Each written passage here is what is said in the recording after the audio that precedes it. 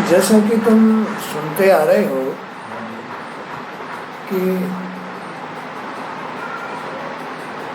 सारा ये ब्रह्म स्वरूप ब्रह्मांड है और इसमें जो भी कुछ है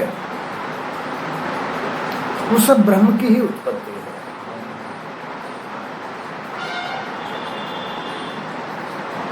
इसमें अच्छाई भी कहीं बाहर से नहीं आ रही, इसमें बुराई भी कहीं बाहर से नहीं आ रही है।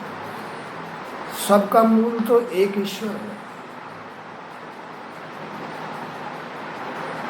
वो सबको प्रकाशित करते हैं। लेकिन निर्भर करता है इस ब्रह्मांड पर, क्योंकि इस ब्रह्मांड में कुछ ऐसी भी बातें हैं जो अनायास भी होती हैं, अपने आप भी हो जाती है। हाँ? उदाहरण के लिए बहुत सारी बातें हैं जो अनायास, जिनको ईश्वर भी नहीं करना चाहता, वो भी हो जाती है। बाकी तो इसमें मालिक तो ईश्वर है, ईश्वर से ही सारी उत्पत्तियां होती हैं। तो यहाँ बस यही बात कही है कि संत सेवा से, नियम से, धर्म से, दान से, ध्यान से, चिंतन से, इनसे भगवान खुश होते हैं। ये सब ब्रह्मांड में होता है, सब ब्रह्मांड में ही होता है। संत सेवा से ही भगवान प्रसन्न होते हैं। यही गृहस्थों का पाप नाशक धर्म है, गृहस्थियों का पाप को नाश करने वाला धर्म है। संतों की सेवा करना, महापुरुषों की सेवा करना, गुरुओं की, ज्ञानियों की सेवा करना। मूर्खों की सेवा करने से क्या फायदा है? आदमी कुछ नहीं मिलेगा उसको मूर्खों की सेवा करने से। संतों की, जो सत्पुरुषों की, जो सत्पुरुष लोग हैं, जो तन मन इंद्रियों से साफ सुथरे हैं, बुद्धि शुद्ध है, जिनकी सोच सम है, दयालु है, ऐसे पुरुषों की सेवा करने से डायरेक्ट आत्मा से आशीर्वाद प्राप्त हो जाता है। यही जो गृहस्थी लोग होते हैं, जो गृहस्थी अपनी गृहस्थी में रह करके थोड़ा सा ध्यान से, बेध्यान से कर्म कर जाते हैं, ऐसे पाप, तो यही गृहस्थियों का पाप नाशक धर्म है, संतों की, महापुरुषों की सेवा करना। इस धर्म के आचरण से एक गृहस्थ भी, सन्यासियों को प्राप्त होने वाला,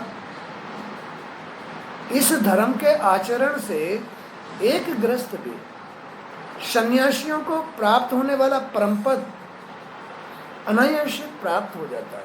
ऐसे गृहस्थी को जो किसी महापुरुष की, महान जगह की सेवा सत्कार करता है, अपने मन की मान्यता की सेवा करता है, उसका आदर करता है ना, तो ऐसा गृहस्थी जो सन्यासियों को प्राप्त होने वाला अचानक परम पद है, वो गृहस्थियों को प्राप्त हो जाता है। जो पद सन्यासियों को अचानक प्राप्त हो जाता है, संत लोगों को अचानक प्राप्त हो जाता है। अगर गृहस्थ में ऐसा कोई गृहस्थी है जो अपने मन की मान्यता की परम सेवा करता है,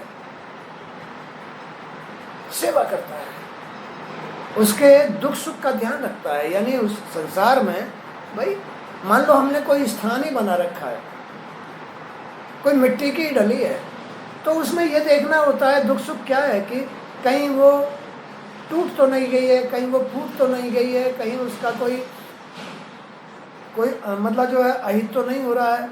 तो ये सब सेवा कहलाती है। कोई गृहस्थी अपने मन की मान्यता की श्रद्धा से सेवा करता है, संत लोगों की सेवा करता है, वो अनायासी सन्यासियों को जो पद प्राप्त होता है वही उस गृहस्थी को प्राप्त हो जाता है। ऐसा खेल है इस सिस्टम का। इस मनुष्य लोक में तुम्हारे भाग्य अत्यंत प्रबल है। इस लोक में, मनुष्य लोक में, मृत लोक में, माने इस संसार में, मनुष्य लोक में तुम्हारे भाग अत्यंत प्रबल हैं और प्रशंसनीय हैं, क्योंकि तुमको ऐसा मौका मिल रहा है।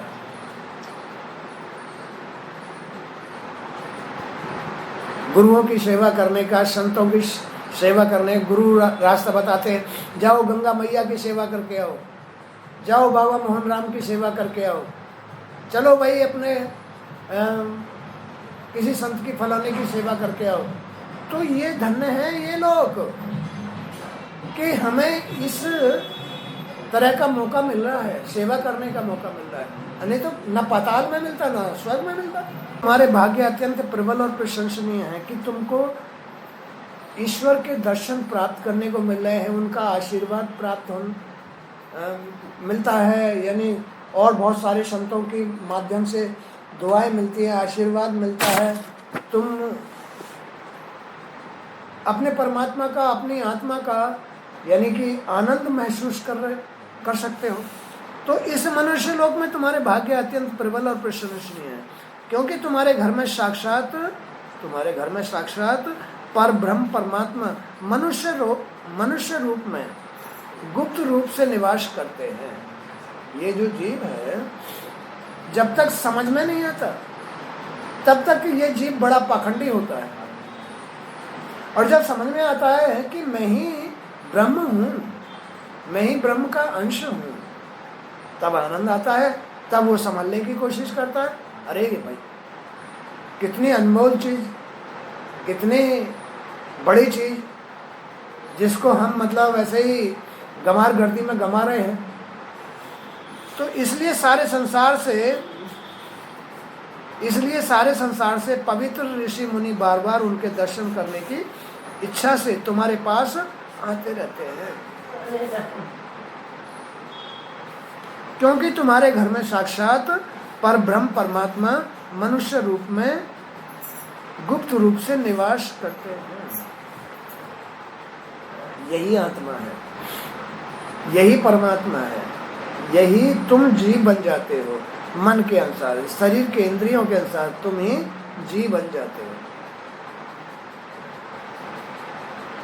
तो ये लोग कितना धन्य हैं कि साक्षात इसमें परमात्मा का अनुभव होता है, उसके दर्शन होते हैं। लेकिन जब जिसको ज्ञान नहीं होता वो तो बस जैसे अपने बड़ों को इस लोक में भी तू तड़ाक बोलते हैं, गाली देते हैं, पता नहीं उनको क्या क्या कहते हैं, उनकी आंखों में शर्म नहीं होती। यहाँ भी होता है, इस लोक में भी होता है, पाताल में भी होता है, लेकिन जिनको ज्ञान नहीं होता। इसलिए सारे संसार से पवित्र ऋषि मुनि बार बार उनके दर्शन करने की इच्छा से तुम्हारे पास आते हैं। धर्मराज, बड़े बड़े महात्मा और योगी पुरुष निरंतर जिन्हें ढूंढते रहते हैं। बड़े बड़े महात्मा और योगी पुरुष निरंतर ध्यान लगा के, चिंतन करके, जगह जगह जा करके, बड़े बड़े महात्मा योगी मनुष्य निरंतर जिन्हें ढूंढते रहते हैं, जो माया से रहित हैं, माया से रहित, क्रिया रहित हैं। संसार में रहते हुए भी इस संसार की क्रियाओं से कोई मतलब नहीं। लेकिन फिर ये क्रिया कौन करता है? जीव करता है, आत्मा नहीं करती। जीव क्यों? अब ये जीव क्या है? ये जीव है जो इन इंद्रियों के माध्यम से इस संसार से तीन गुणों के अनुसार जो मल है, जो पर्दा है, वही जीव कहला रहा है, जिसको आत्मा प्रकाशित कर रही है। जिसको आत्मा प्रकाशित कर रही है, वो जी है। तो बड़े बड़े महात्मा और योगी पुरुष निरंतर जिन्हें ढूंढते रहते हैं जो माया से रहित हैं, परम शांत है, परमानंद स्वरूप पर ब्रह्म परमात्मा है, वे तुम्हारे प्रिय हितैषी मेरे भाई पूज्य आज्ञाकारी गुरु और स्वयं आत्मा प्रकाश भगवान श्री कृष्ण ही हैं।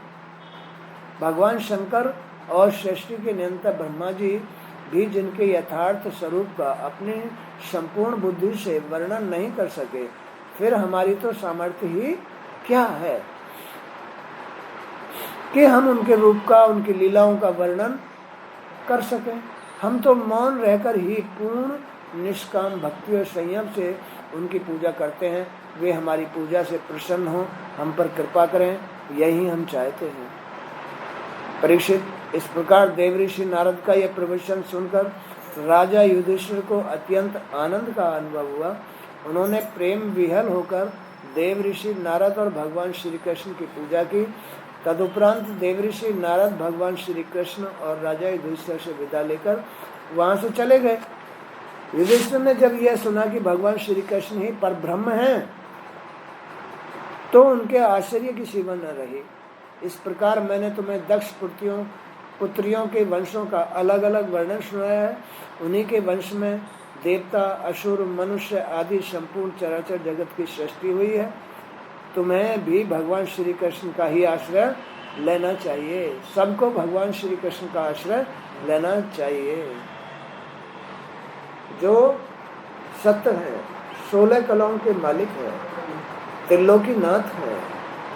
ऐसे भगवान श्री कृष्ण लक्ष्मी नारायण का ही आश्रय लेना चाहिए, जो वृंदावन बिहारी लाल है, जो द्वारकाधीश है, जो जगन्नाथ है। ऐसे त्रिलोकीनाथ का ही आश्रय लेना चाहिए।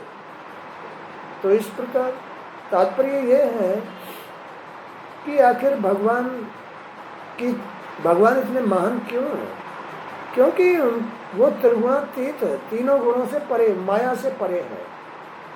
वो अकर्ता होते हुए भी बहुत कुछ करते हैं। अकर्ता है, कुछ नहीं करते, और बहुत कुछ करते हैं। सारी लीला तो वही करते हैं।